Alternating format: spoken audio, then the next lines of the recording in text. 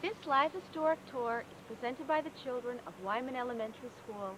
They have researched the lifestyles and significance of various parts of Patuxent Village during the 1700s through the early 1800s and are telling the story in costume through the eyes of our earliest residents. Please join us as we turn back time to one of Rhode Island's most historic seaports. Let us meet now one of our guides. My boatyard here, and this boatyard goes all the way down almost a half mile along this cove. And we have a sawmill at our boatyard. It's just up the river a little ways. We float the logs down the river, and we cut them at the sawmill and then bring them over here and build our ships. And our ships are mostly sloops and barkentines that we build here. There are no schooners yet, and we can't build a full rigged ship here. And so this is what we call Fiddler's Rest. Near the harbor, which you might call Patuxent Cove, as Captain Benjamin said, it's called Fiddler's Rest. This is one of the most protective deep water coves in the colony, and it's a great place for a sawmill because you can float the logs down the river to the shipyard. Clams, lobsters, and oysters are very plentiful in the bay. The ships stay here in the harbor where it's deep enough for them until they are fit with rigging and sails. We make our own rigging just up at the rope walk. That's right. We have a rope walk, which is about, 3/4 of a mile up what you now call Post Road. And in that rope walk, that's 200 yards long, and we bring the strands of hemp together in a machine, and there's a wooden ramp, and the machine runs all the way down the ramp and makes our cordage for us. Of course, after that, we have to tar it, because otherwise it would rot. I just wanted to mention about the cove that in 1772, the entrance to the cove is not where it is today, but it was further south. There was a sandbar where the present entrance is. And so our ships could sail right up into the cove on a nice westerly. Now, we had some problems with the Indians in this village about 100 years ago. In 1676, the Indians raided our village. 12 houses and almost all the barns from in Providence, Warwick, and Patuxent were burned. All our cattle were killed, and the rest of us sought protection up in the Sac in Providence Colony. Some of us Patuxent villagers died. The rest of us,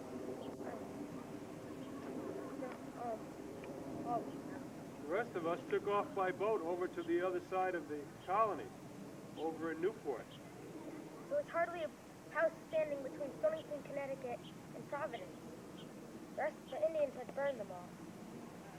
They were the Sononoche Indians, part of the Narragansett Nation, and that was in King Philip's War. Well, they finally caught up with King Philip over on the other side of the colony, and that was the end of that.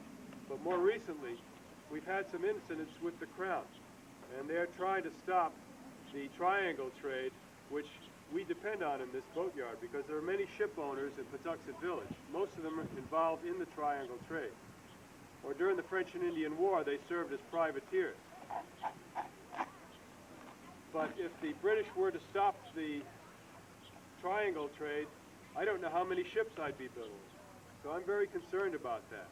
We had an incident a couple of weeks ago with one of their ships, the Gaspee. Now Silas knows something about that. The Gatsby was, we took some of the Gatsby prisoners ashore here a couple of weeks ago. Captain Abraham Whipple down there can tell you more. This monument to the Gaspee, which was erected here by Mayor Lincoln Chafee and now current Mayor Scott Avedisian in the year 1996 to commemorate the colonists that brought the Gaspee crew and prisoners ashore.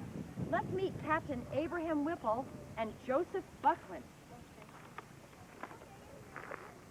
I guess you must have heard the burning of the Gatsby last night. My name is Joseph Buckley. And my name is Captain Abraham Whipple. Well, last night on June 9th, 1772, the boat the Hannah was spotted by the Gatsby. The Gatsby ordered the Hannah to anchor, but Captain Benjamin Lindsay of the Hannah refused and rowed away. The Gatsby chased the Hannah, but he found on a sandbar on Amcliffe Point. Then the Hannah rowed back to Providence and set a pursuer men to attack the Gatsby. So 9 o'clock, I will organize 8 full captains and 65 volunteers. We rode out to the gas station at 12:45 a.m. We were spotted by the Gatsby Patrol. So then I called out, "I'm the constable of Kent County, and I've come to arrest the captain of this ship, etc." Captain refused. So I asked Captain Whipple for a gun and shot Captain Duddington beyond the leg. Then we took the Gatsby crew off the boat and burned it. Then we took the crew ashore and put them in a silver box. The next day, everyone in Rhode Island knew what happened, but no one spoke of food that over 100 pounds pushed by Governor Watt. So from this day on, no one knows everyone who was involved in the burning of the gas.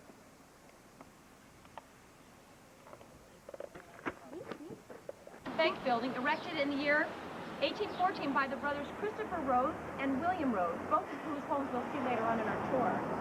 This building was originally erected as a bank, a charter bank, to finance the textile empire of the Rhodes brothers and to serve the coastal trade in the village.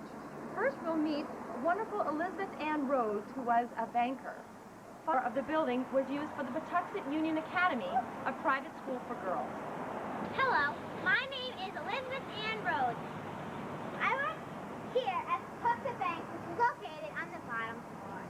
My brothers, Christopher and William, started this bank in 1814. Money was the English currency, and at times our money is gold and silver, especially from the merchants that came to port on the big ships. Big more money for use in tax, but it's really good. We print at the Patuxent Bank. We are ordered once a year to make sure we have enough gold in our bill from the money. Hello, my name is Mary Louise Hart, and I'm the school teacher here at the Patuxent Bank. These are two of my students, and they would like to say hello. Hi, my name is Rebecca Price, and I go to an all-girls school. Hi, my name is Elizabeth Rose, and I go to a girls' school. The school here is on the second floor. It's called the Patuxent Union Academy, and it's a private school for girls. You may have heard of my husband, John Flower Hart. He had a yarn dyeing plant on Main Street, the opposite side of the Pole Meadow. In my school, I teach only a few children, such as the Rhodes girls. In my school, I teach reading, writing, arithmetic, dancing, singing, and how to be a proper housewife.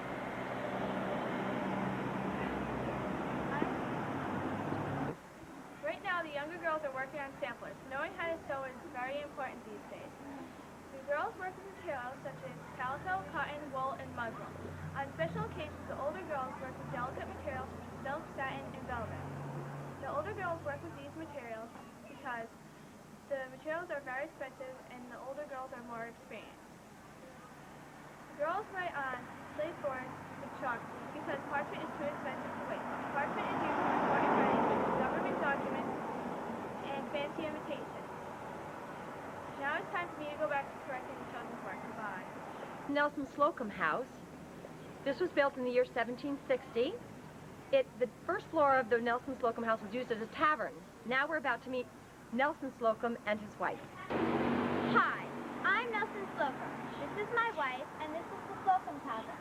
It's a 2.5-story house. The first floor is used for my tavern, and the second is sometimes used to house travelers. When we lived here, the front was facing the road, but now, as you can see, the end is. I built this house in 1760, and in 1784, John Brown placed a milestone in front of the house. A milestone is something that tells you where you are or how far you've gone. Mr. Brown had engraved 5 miles from the Providence Bridge, 1784 JB. For years, the tavern has been called the 5-Mile House. Though I was not born in Warwick and plan on not being buried here, I'm still the most popular resident. People all over town know me, not for my tavern, but for my stories. People come to see me when I'm out in front, and I tell them stories about the village's past.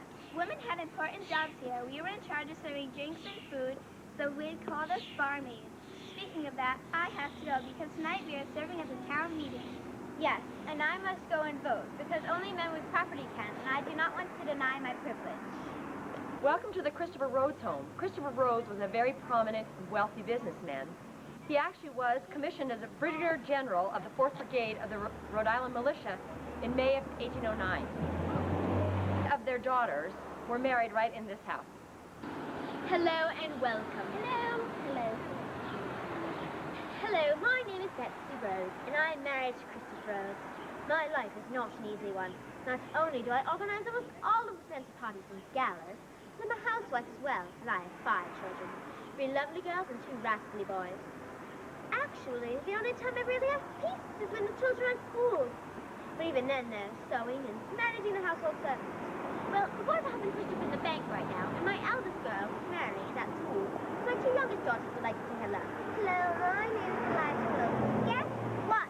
My maid Emily got hurt, and I have to carry her to get dressed all by myself in the morning. Yes, you poor dear. Hello, my name is Sarah Rose, and yesterday was my birthday. I just turned 8 years old. My mother and father gave me this beautiful new dress, and my Uncle William and Aunt Sarah gave me this new doll. My grandfather, Robert Rose, couldn't come to my party, but he's coming tomorrow to give me my present, and I can't wait. Well, anyway, one of the wealthiest families in all of Protective Village, my husband, Christopher, has made quite a fortune in textile mills with his brother William. He was also named the Brigadier General of the 4th Brigade of Rhode Island in 1809. We are all very proud of him. Well, we must be going now to pick up Mary. You've probably all been to the school before, haven't you? It's an all-girls school on top of the bank building. Mary Carr, the teacher, is very nice and very educated. We've had us spend a tea a couple times. Well, come along, girls. We must not be late. As the teacher says, say goodbye.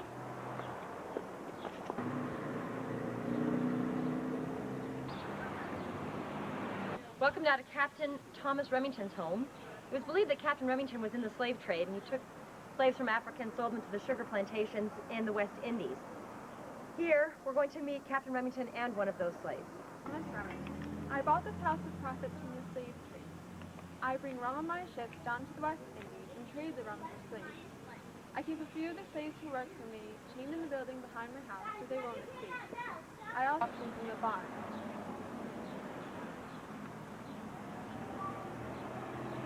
The slave trade is a profitable but dangerous business. This is because of storms, piracy, and the danger of the slave trade.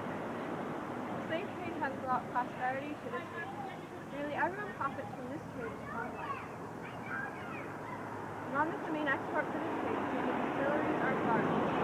Because rum is stored in barrels, barrel makers supply rum. But pasture is taken to the docks, so Pawtucket's building, trade, and wagon industries are also doing well. Even the iron industry in this small colony is doing well because of the need for chains and ingots. I contributed greatly to the Revolutionary War.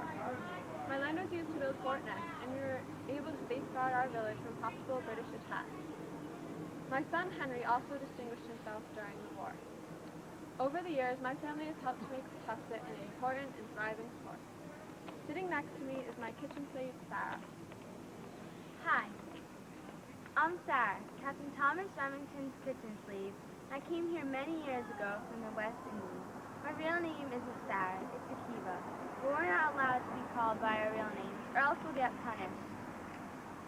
The captain was kind enough to keep me here with my family in the colonies. My mother and father are here also. The voyage here was long and terrible.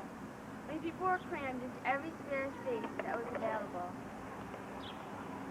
Some people were crushed or even smothered. There were many illnesses on the ship, and many people died from them. The illnesses were spread quickly because the air was bad and there was very little food. Life is very different here than in the West Indies. The days are shorter and the weather is colder. The slave headquarters are held behind the main house. My people are kept there chained and shackled. I wish I could go home. Hi, now we're stopping at a jailhouse. Well, it doesn't look like it now. In the year 1811, that's exactly what it was used for. People back then were put in jail for stealing, for not paying their debts, for hurting people, and for not caring for their property. Now we'd like to meet 2 such prisoners, John Sullivan and Nelson Green. Hello, my name is Nelson Green, and my name is John Sullivan. We spent the last 3 months in the dark, cold, rusty cells of the jailhouse waiting for the judge to come to town. He only comes 4 times a year. Yesterday, we were convicted of stealing a hog from the rules property. Later today, we are going to be tied to the whipping post for a punishment of 25 lashes. We also have to pay a fine of 400 pounds of tobacco, which will be split between Mr. Rhodes and that rascal Mr. Dunn for turning us into a constable. And we other 10 pounds paid in fine, we would be free right now. Come later and you can see us be punished, but you better come early. The whole town is coming. If you're caught a second time of stealing the house, you'll be locked in the pillory with your ears nailed to the frame. If you are caught a third time, you'll be sentenced to death. Hi, now we'd like to introduce you to the H.L. Johnson House, which was used as a blacksmith. Now we'd like to meet two of those blacksmiths, Henry L. Johnson and Aaron Norton. Hello, my name is Henry L. Johnson. I am the owner of this house and the blacksmith shop on 13 Post Road. I was born on a farm in Exeter and apprenticed in a blacksmith shop in Warren. As a blacksmith, I am one of the most important people in town. Hi, my name is Aaron Norton. We fix all the tools, tractors, and plows for the farmers. We also sharpen axes. Also working out of our blacksmith shop is Dr. Arnold, a veterinarian who runs the livery stable. Our best customer is Mr. Whiteman. Everybody in town comes to the blacksmith shop. The storekeepers for metal goods, the farmers for tools, and the carriage drivers for carriages. We like to get paid in trade, but we can't refuse one. Being a blacksmith is very tough work. Well, I'm laughing out. And then you got to get in position. Now we'd like to welcome to William Rhodes' home. You may recognize William's name. He and his brother Christopher were the wealthy businessmen and merchants here who started the Bank Cafe. This is their beautiful home. I'd like to introduce you to Colonel William Rhodes and his wife Sarah and 7 of their children. Hello, my name is Sarah Rhodes. Before I married William here, I was known as Sarah Arnold. And I'm William Rhodes. Welcome to the Colonel William Rhodes Mansion. I've been a merchant here in Patuxent Village for 15 years. I guess you could say I'm pretty successful, for I built a yarn mill, a textile mill, the building the Bank Cafe, and the main road, known to you as Post Road. All of my brother Christopher goes just down the street from us at 25 Post Road. I'm sure you've met his family before. This house was built and given to us as a wedding gift from William's father, Robert Rhodes. But I had to make an addition onto the house for slave quarters. Also, this house has wooden peg construction and 6 beautiful fireplaces. My life is certainly not easy. Besides being a housewife, we have 8 wonderful children. Hi, my name is William Penn. I'm 12 years old. My brother is down in the village right now. He gets to go all by himself. It's not fair. I have to stay here with my 4 annoying sisters. Torture. At least I have William Penn and Daniel here. Hello, my name is William Penn. I am 7 years old. Hello, my name is Hello, my name is Elizabeth, and I'm 4 years old. Hi, my name is Sally. My name is Polini, and I'm 6 years old. Hi, my name is Sally, and I'm 8 years old. Hello, my name is Mary Wilson, and I'm 9 years old. Did you know I was commander of the Patuxent Rangers, but retired before the organization fully formed? Also, I am the director of the Patuxent Bank and president of the Waybosses Bank in Providence. Well, you best be going now, for you don't want to miss out on the rest of the tour of our historical town. Perhaps you'll see you down in the village sometime. Bye.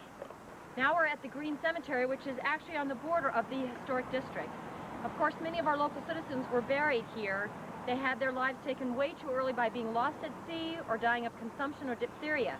We'd now like to meet some of the gravediggers who had the unlikable task of burying our residents. Hello there. Our names are Peter and Joe. We just got finished burying Robert Rhodes. It took a long time to dig his hole. The stone was in fair condition and it was made out of sandstone. The top of his stone was very fancy and it was facing upwards. It had no carvings and the legibility of the stone was fair. Robert Rhodes' family was weeping for over an hour, standing at his stone. We feel so bad for his family. Sometimes we have to go through very bad experiences, just like this one. Did you know Robert was only 4 years old when he passed away? We think he died of diphtheria. Robert's coffin cost around $9. Did you know the Rhodes family is very important? Yes, they play a big role in our village. They set up the fair and fairgrounds. If you walk through this graveyard, you will see many stones belonging to someone in the Rhodes family. Take special notice of Robert. Bye now. I'd like to welcome you now to Captain John Carr's house. We'll meet Captain John Carr and his wife, Patricia, and she'll tell you about this great house. Hello, my name is Captain John Carr, and this is my wife, Patty Carr. We have lived in this grand old house for 40 years. This house was built in 1760. When we moved here, we built a rounded L to make it look like the cabin aboard my ship, the Sally. You know, it hasn't been an easy life for me. While my husband's out spending his time at sea, I'm here cooking, cleaning, and washing the house. He also makes me garden for vegetables and plants. Well, we'll let you get back to your business. Bye now. Carter Tavern, this was built in the year 1740. This was a great stagecoach stop for a lot of local residents and even some of the soldiers that came through. Now I'd like to introduce you to Emma Carter, who was a tavern keeper, and one of her barmaids, Phoebe Brown. Hello, my name is Emma Carter, and this here is my tavern. Well, at least while my husband is away. You'll find no finer tavern in all of Patuxent. We serve meals, ale, beer, our supply of fresh horses, and our place where weary travelers can rest. It isn't that much to stay at our tavern, only 25 to 50 cents a night, including feeding and lodging for your horses. Us tavern keepers have to stick by a strict set of laws. We aren't allowed to sell any ale to any one man, unless he gets off of the premises before he drinks it. Also, we aren't allowed to sell any ale to Old Man Podrick. He never pays his bills, and he always steals hogs for his money. Talking about our ale, we get all of our ale from the still house. You'll find it along your walk. Oh, hello, Phoebe. This is our barmaid, Phoebe Brown. Hello, my name is Phoebe Brown. I'm a barmaid here at the Carter Tavern. Every morning, I get my good friend Ben to take me in his bright, shining carriage to work. I work here early to late. I serve ale, meals to the hungry customers. We have one of the finest cooks in all of Patuxent. Her name is Matilda Miller. Sometimes, if I do not tease her, she leaves me a meal for free. My employer, Emma Carter, doesn't approve of this. What does she know? Well, anyways, I don't get many tips because of the war, but yesterday, a rich old man left me a whole $1. Well, we must go tend to the customers. Hope to see you in the village someday. Bye now. Bye now. To welcome you to the George Sheldon House, built in 1790. We'd like to introduce you to George and Pardon Sheldon, both mill workers, one a father and the other a son. My name is George Sheldon, and this is my son, Pardon. Hello. We work at the yard mill on the Warwick side of Patuxent Bridge. You might know it. It's the mill at the Gable Droop. It's right where the old grist mill used to be. Tell them about the grist mill, Dad. On the afternoon of May 2nd, 1855, a fire started in the mill. We think it was caused by friction. It burned down it was some fire. Wasn't it, son? It was huge, bigger than me. It burned down one of the Rhodes mansions and also some of the neighbors' houses.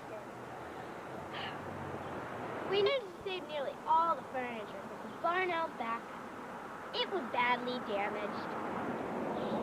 It was some fire. It sure was, son. Well, better get back to work. See you around the village. Bye now.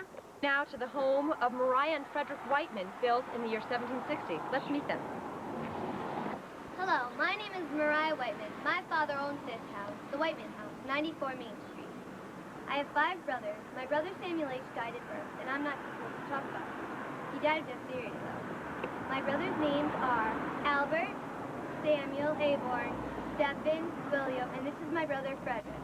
I'm Frederick. I am 8 years old, and I love this house. Our father uses the bottom floor as a furniture store. Can you believe he makes our own furniture and also sells it? He uses redwood, oak, pine, and elmwood. He makes beautiful furniture. He gets his wood from forests around the winter. It takes Father 6 months to make one chair. That's pretty fast. Some furniture makers take over 1 year for just one chair. Father uses the finest tools. He uses the air planer, which is used to scrape wood, the chisel, the handsaw, and many other tools. We know the blacksmith in town, so Father can get tools whenever he needs them. Mother's off at the market getting some bread and cheese for dinner. Our big brother, Samuel Aborn, is off hunting. I hope they both bring back something good. I'm starved. William and Stephen are inside napping. Albert is crying. I better go tend to Albert now. Thank you for stopping by. Now to Captain Crandall's house. This was built in the year 1638, one of the oldest on our tour. Let's meet Hannah and Lydia, two of its residents. Hello, my name is Hannah Crandall, and this is my daughter. Hello, my name is Lydia Crandall, and welcome to the Crandall house. Mother, where's Father? He is out clamming. Remember last time he went clamming? He was gone for many days. Yes, and when he returned, he had harvested 350 bushels. That's a lot. Then he sold them at Rocky Point for 40 cents a bushel. My other brothers and sisters are in the village right now, but I volunteered to stay home with my mother to do housework, for I am one of the oldest and should be more responsible and an influence on my younger brothers and sisters. Do you know... Oh, this house used to consist of only one room. It was moved from Prudence Island on a barge in 1690. Then it was pulled by oxen and horses to this very spot. The original room is on the right when you look at the house from the front. We think it's such a unique house. Goodbye. Maybe sometime you could join us for a spot of tea. Welcome now to the Still House. Now you'll see on the plaque that this house was built in 1720, but it was really built on the property on the shore of the estate of Ephraim Bowen, who we'll meet later on in our tour, about the year 1800. In 1850, it was moved to this location and added to the old house. Let's meet now John Bowen, who belongs here at the Still House. Hi, my name is John Bowen. I'm the owner of this Still House. I make rum. The process of making rum is taking sugar, molasses, and sticking it in large vats. I usually sell my rum to ship owners and captains because it can be used instead of money. Let me tell you some history of the house. A part of it was moved from Ephraim Bowen's estate and connected to the original house. Now, if you'd like to buy some rum, it's 25 cents a gallon, if not 5. Welcome now to the grounds of the Fair House. This beautiful fair house was actually built on the grounds where the first county fairs were held by the Rhode Island Society for the Encouragement of Domestic Industry. We have here a poster that's blown up of one of the authentic posters that advertised these fairs. These fairs were the beginning of some of the nation's county fairs. Now let's meet three of the wealthy Francis girls who are fairgoers. Hello, I'm Elizabeth Francis. I'm Anne Francis. And my name is Sally Francis. Our father is an important part of Rhode Island. He is the governor. Anyway, my sisters and I just love the fair. There are lots of interesting things to see and do. Such as the cattle shows. They're very interesting. First place got $10 whole. That's a lot of money. There's also an interesting man who sells medicine. His name is Perry Davis. He's very crazy. Untrue. He's very intelligent. Anyway, the fair stretches from here all the way down to there. You might catch on to the fair by their many advertisements like that one. Did you know this street was named after this very fair? Fair Street. You can ride the ponies at the fair. They're adorable. I cannot believe there is no admission charge for such a wonderful place. Bye now. Now we'd like to welcome you to the home of Colonel Ephraim Bowen. Colonel Bowen died in the year 1840 at the age of 83 as one of the last surviving of the 64 men that banded together to row to the Providence at Nanquit Point after the burning of the HMS Gaspee in 1772. This is a 2.5-story shingled, large and ornate house built by Captain Bowen. Let's meet Captain Bowen himself. It's Colonel Ephraim Bowen, and I'm one of the well-to-do residents of Patuxent Village. I gained my status through my many talents, which includes fixing the steam engines at ships in port and the engines helped to run the distillery. I also made my living as a surveyor of the surrounding lands, helping property disputes amongst my neighbors. I have an eye for trade, especially for those special items, such as tea, silk, and porcelain from China. I also held constable of the County of Providence, and later represented Warwick in the General Assembly. I'm also known for my bountiful apple orchards. Those rascally Patuxent boys are always playing hide and seek in there. I'm always chasing them out and inviting them back for cider. Now we'd like to welcome you to the last location on our site, the Patuxent Armory. This building was erected in 1843 at the corner of Bank and Remington after the Dorr War Rebellion. We'd like to introduce you to finally two soldiers, Anthony Aborn and Samuel Aborn, who'll tell you a little bit about this place. Hi, I am Samuel Aborn, and this is my brother, Anthony Aborn. I am a captain, and he is a lieutenant. I was a merchant in this town, and I used to be a merchant in this town, and he used to be a farmer. We belonged to the militia called Patuxent Rangers. We were chartered by King George in October 1774. There are 6 or 7 other militia companies in New England. There are 100 members in our militia. Anyone, any age could join as long as they had their 2 opposing front teeth, which were used for opening gunpowder.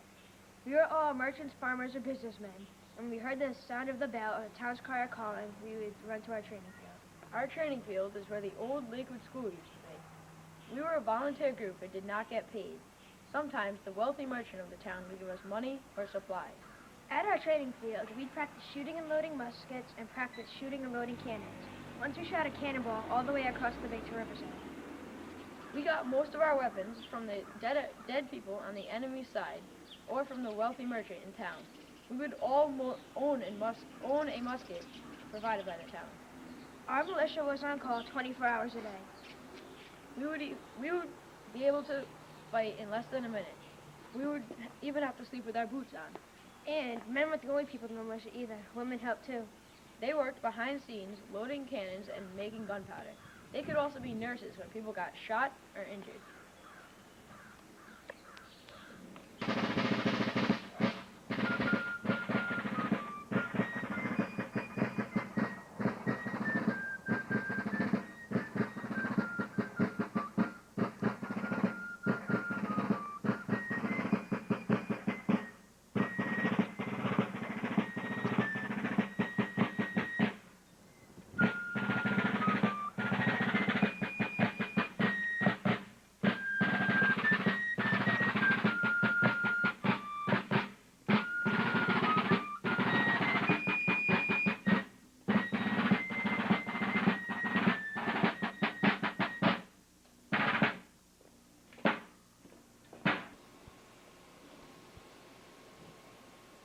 Let me introduce to you Major John Courier of the Patuxent Rangers.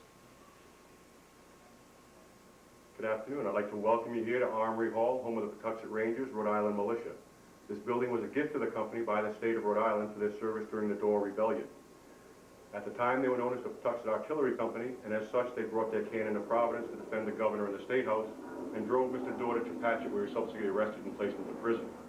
Unfortunately, the company didn't exist much past the 1850s, when this building became a Masonic lodge first, and then later a private residence.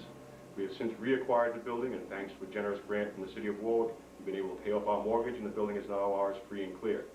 I can tell you much more about the Rangers and this building, but it's more important while you're here in Patuxent Village to tell you something that happened here in 1772. You may have heard about the shot heard around the world at Lexington and Concord in 1775 as the start of the American Revolution. That's hogwash. The American Revolution started right here on the evening of the 9th of June in 1772, when HMS Gaspee ran aground at Nanquit Point, was subsequently boarded by men from Rhode Island. Its commanding officer was grievously wounded, and the ship was burned to the waterline. So if anyone ever asks you where the American Revolution started, you can tell them Warwick, Rhode Island, Nanquit Point, June 9th and 10th of 1772. Thank you.